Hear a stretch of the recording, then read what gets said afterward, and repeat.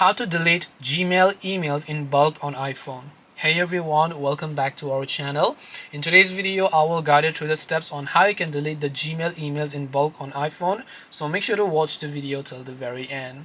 If you would like to delete the emails on your Gmail in bulk on your iPhone, now for this, what I want you to do is don't use the default Apple Mail application. You can just try downloading the Gmail app and logging into the Gmail account as well.